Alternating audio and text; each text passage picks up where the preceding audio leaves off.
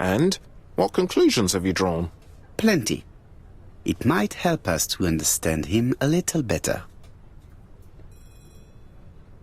Let us now try and get our brain cells to work.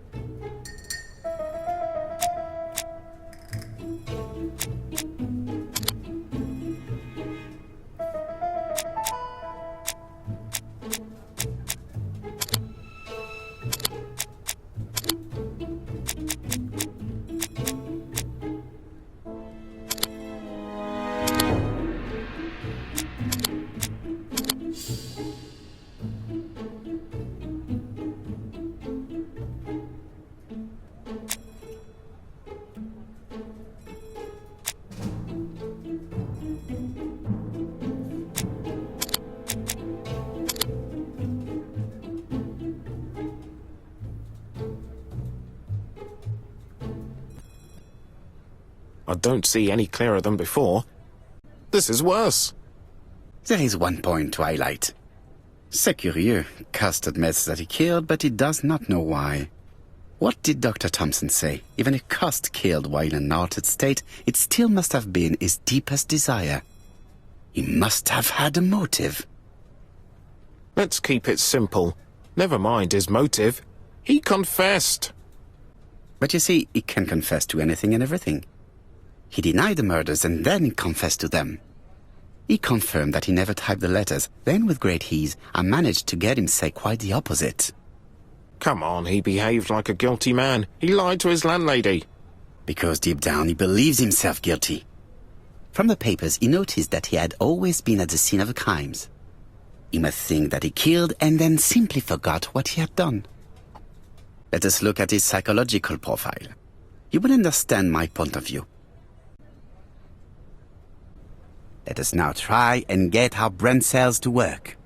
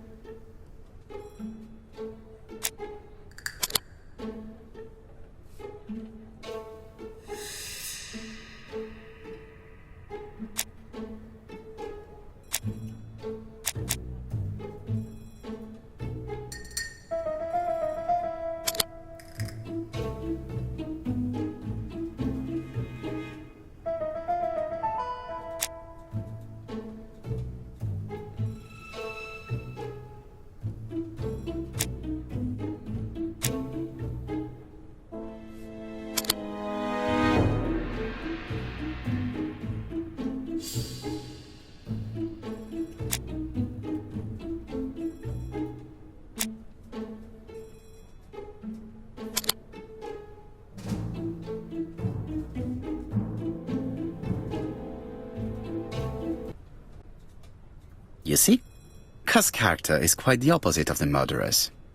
But if he's a madman, can we really talk about his character? You know very well that our murderer does not behave like a psychopath.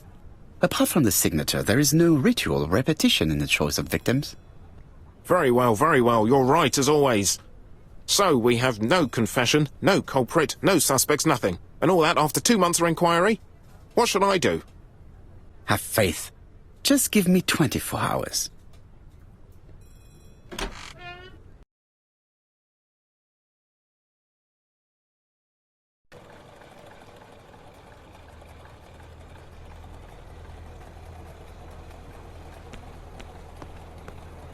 To Whitehaven, please.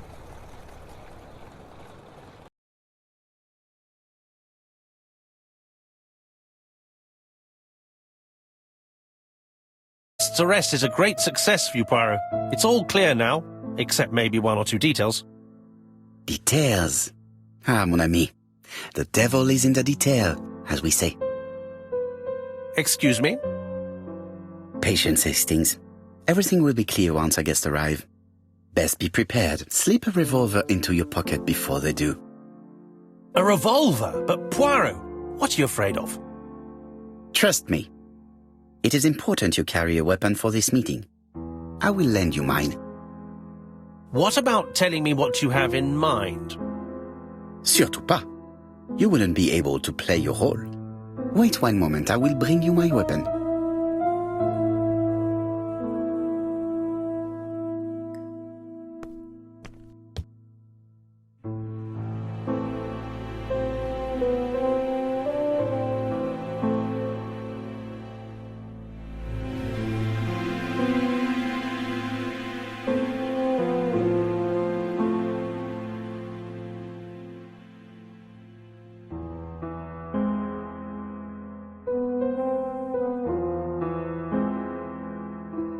Churston, Devon, population 500 inhabitants.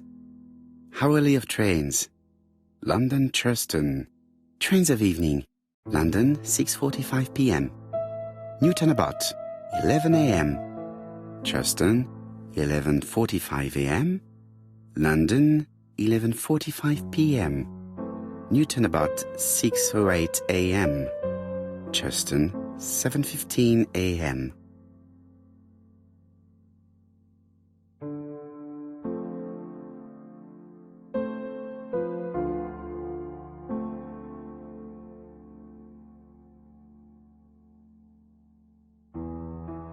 Hastings' photo album. He is very proud of his bag.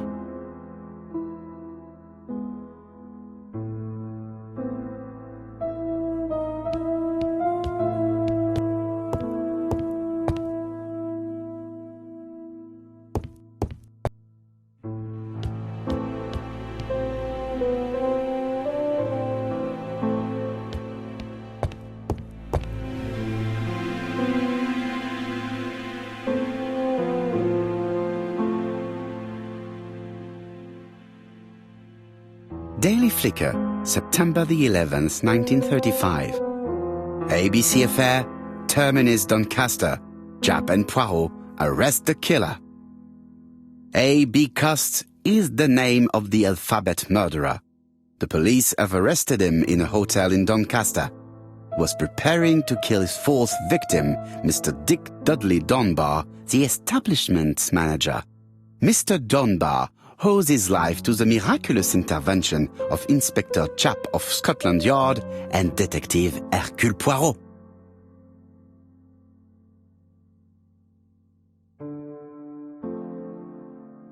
The Lancet, September 11th, 1935. General Medical Journal. The alphabet murderer is not psychotic, according to Professor Thompson. In an early issue, we claimed that the alphabet murderer was not psychotic. Our assertion has just been confirmed by Professor Thompson, a Scotland Yard expert, who has spoken to the prisoner at great length. Not all obsessional killers are psychotic, he explained. It is true that Cost has a disturbed personality and memory disorders. But his amnesia, whether real or pretended, does not alter the fact that he was perfectly lucid at the time of his acts. Therefore, he will not escape punishment.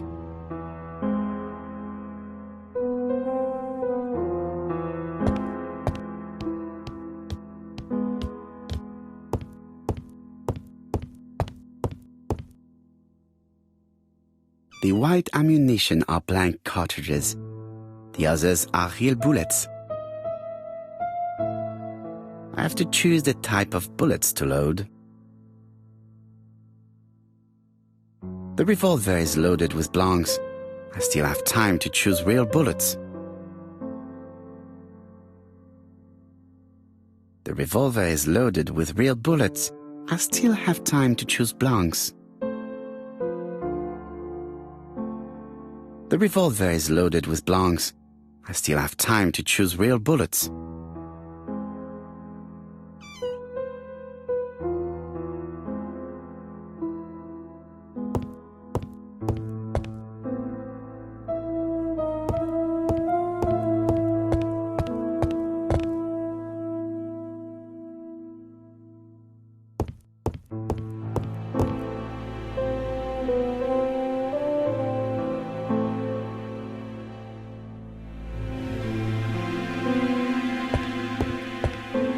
What about telling me what you have in mind?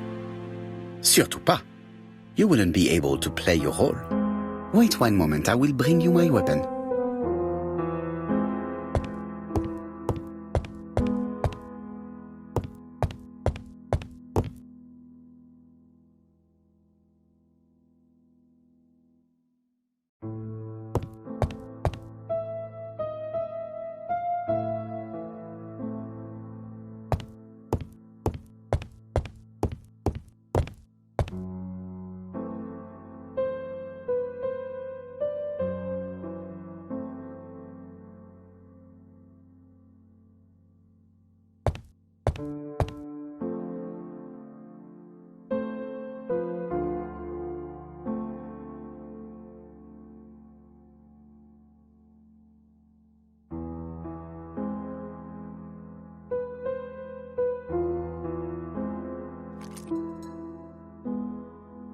Voila, I entrust you with my weapon. It has hardly been used, it is almost new.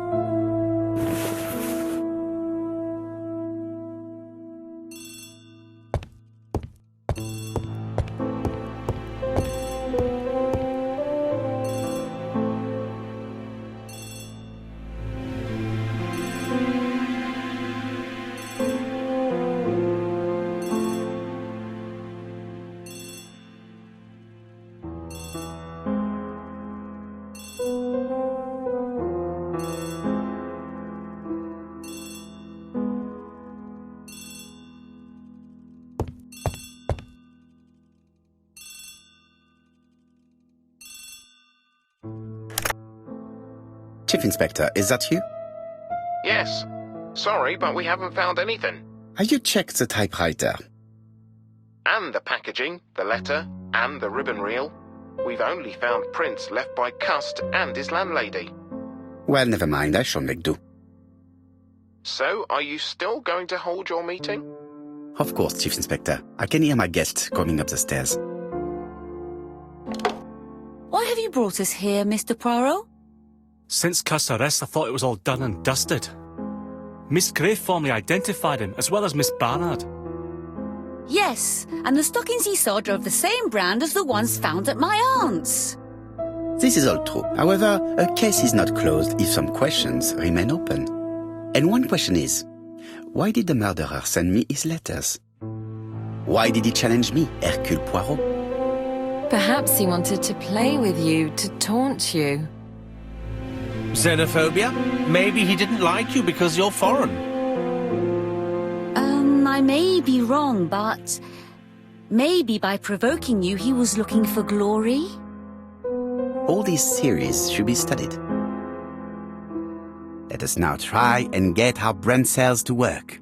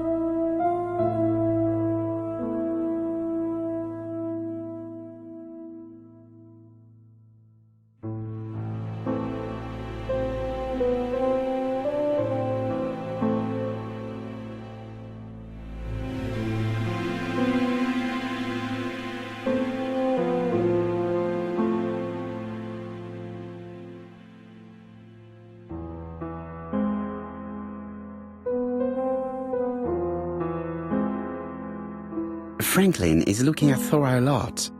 I bet he offered her the flowers she is wearing in a buttonhole.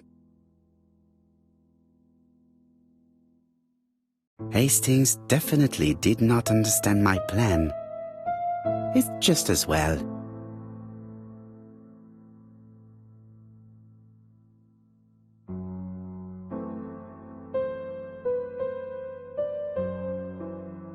She is more relaxed now that the fan has been turned on. She must find it hard to stand the heat. The buttonhole on her blouse. There are flowers that grow in the planters at campside.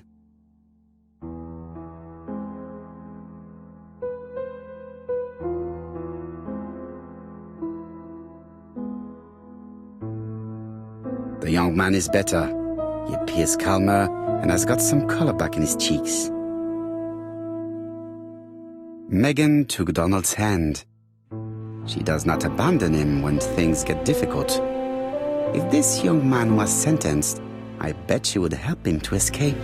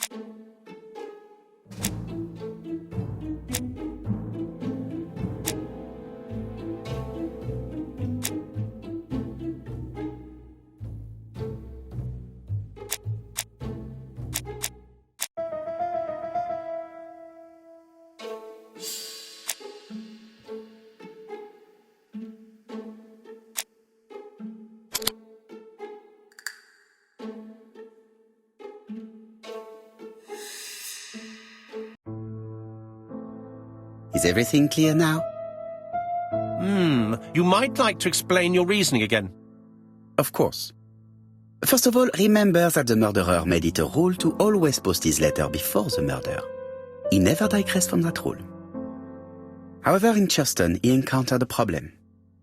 The village has only 500 inhabitants. With advance warning, it would be easy to arrest him. Therefore, the murderer delayed his letters deliberately with the wrong address. The plan wouldn't have worked if he'd sent it to Scotland Yard or the papers because everybody knows their addresses. The mistake would have been corrected and the letter would have been on time. That is why the murderer chose me as the recipient. Because for his plan to succeed, it was necessary for at least one of the letters to have a wrong address and get lost. It was very cunning. Absolument. It is a very subtle plan. It matches the profile we have drawn up of him perfectly.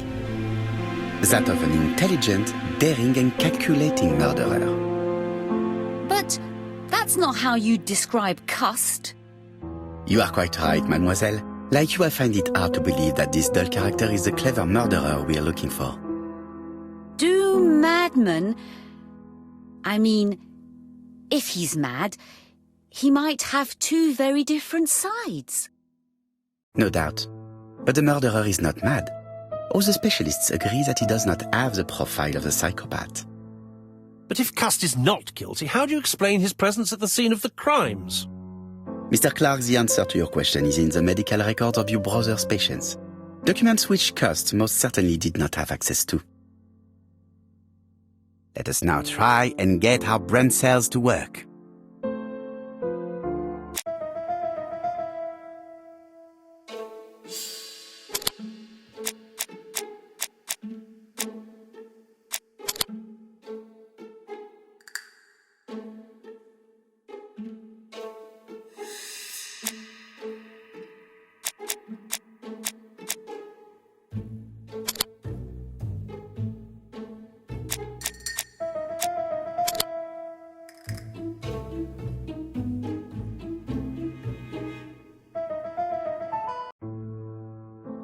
Dr. Clark's patients' records provided a very useful list of potential victims, sorted by alphabetical order. The killer definitely used it, explaining the fact that all the victims were former patients of the doctor. It is this fact that clears Cust once and for all, because he never had access to these records. So how did he happen to be at the scene of the crimes? Either the murderer sent him there, or Cust was following him closely. Cust's highly suggestible nature leads us to the second hypothesis. The murderer was manipulating him. He systematically sent Cust to the towns where he was going to strike, so that the suspicion would land on the poor man's shoulder. That's evil. What sort of killer could have such a plan? And what would he gain from 3 completely different murders? Indeed, it seems unlikely that the same murderer committed all the crimes. What should we take from that?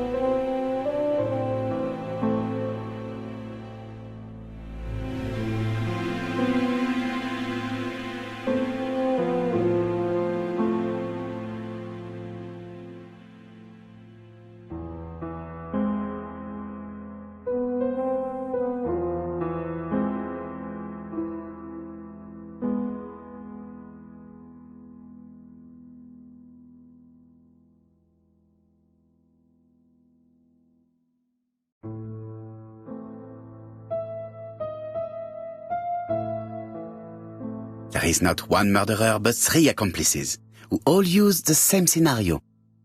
Do you mean that 3 murderers with quite different aims joined forces to create a smoke screen? Here's another question. Is it still necessary to find a motive for each crime? And the one in Andover poses problem. Why was poor Mrs. Asher killed? Indeed. It would be best to forget the theory.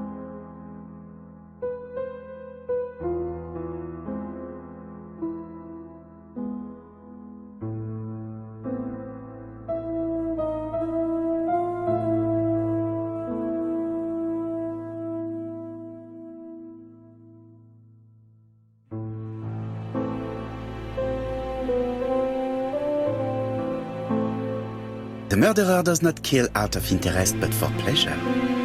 You yourself told us that the murderer was not a psychopath. Oui, absolument. Therefore, let us look for something else.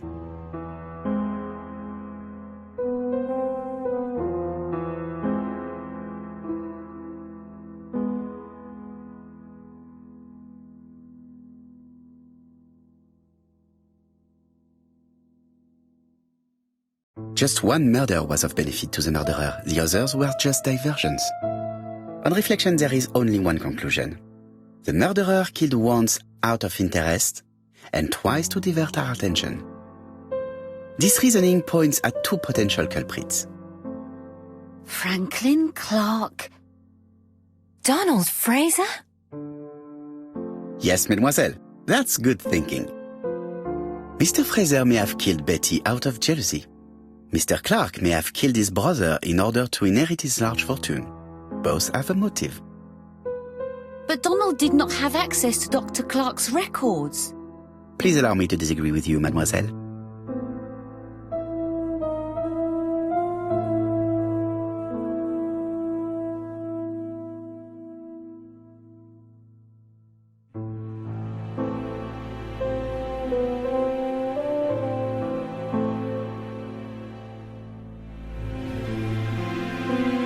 He works for Court and Brunskill, one of whose clients was Sir Carmichael.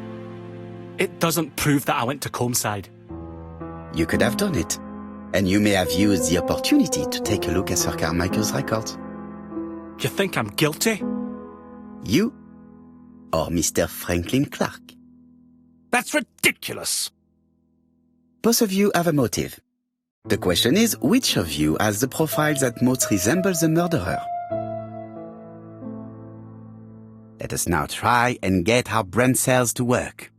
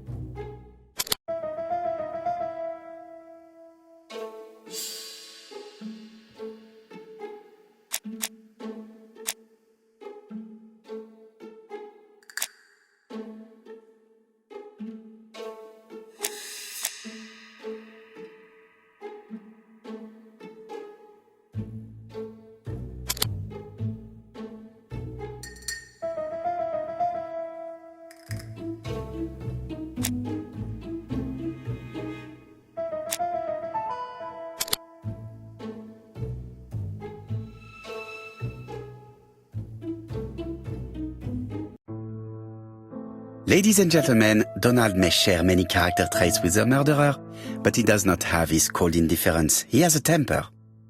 It is hard to imagine him planning anything. Also, jealousy is his motive, and crimes of passion are rarely planned. Right, I suppose it's my turn to be subjected to the same scrutiny. Absolument, Mr. Clark. Let us now try and get our brain cells to work.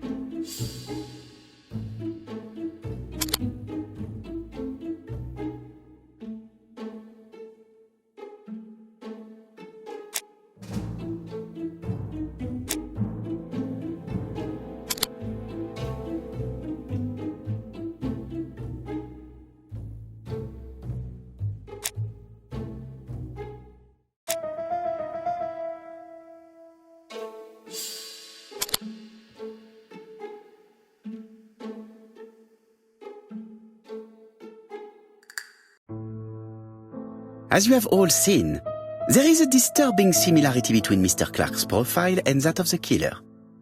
In actual fact, it is exactly the same. Mr. Poirot, your psychological studies are interesting, but your conclusions do not add up. Why would I have wished my brother's death? The inheritance is lawfully mine. I just have to wait. No, you had to act quickly.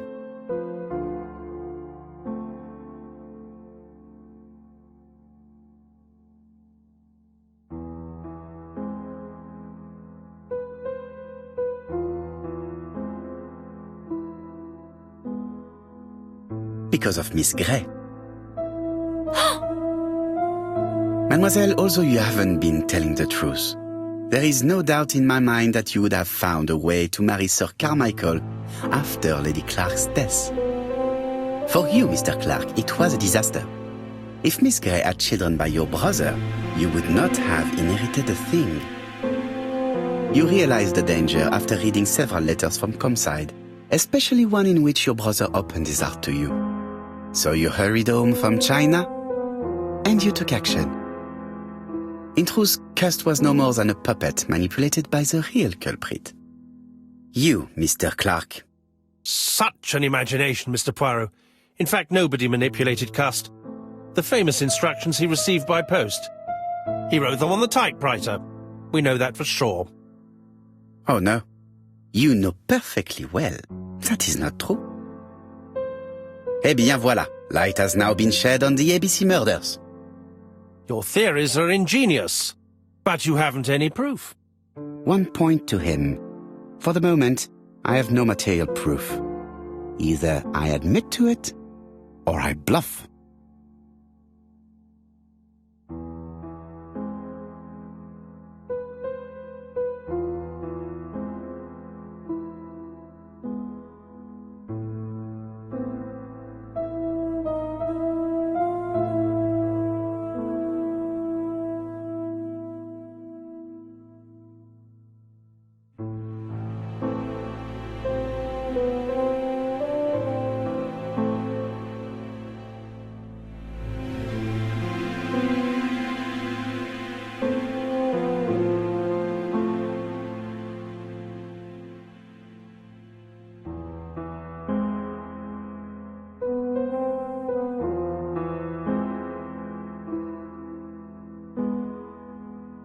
One thing proves it. The prints you left on Cust's typewriter. Enough. Oh, of course you wiped the typewriter before sending it. But not carefully enough. Scotland Yard has found your print along with those of Cust. I understand why you never wanted to lend me your new typewriter, and why you were searching through your brother's things. And the hole you dug on the moors. What did you hide there? The knife you used to kill your brother? Game, set, match. You win, Mr. Poirot. But it was worth trying.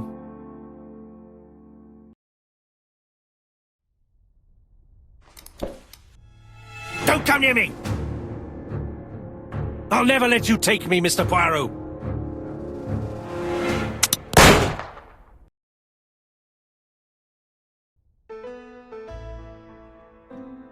I'm sorry, Mr. Clark, there is no easy death for you. I expected your reaction, so I used blanks. I'm sorry, mademoiselle, but your second chance has been lost. Franklin Clark will never inherit his brother's fortune.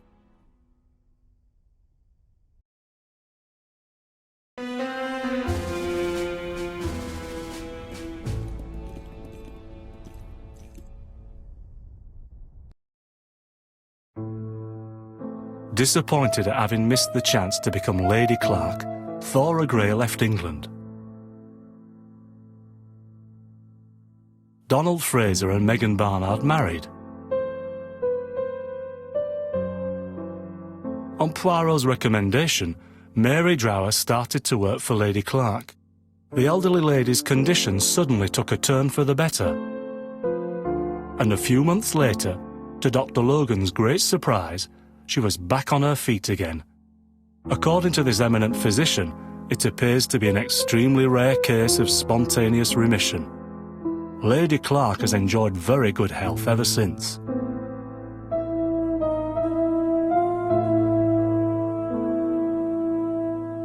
Journal of an Innocent, the incredible story of A.B.C.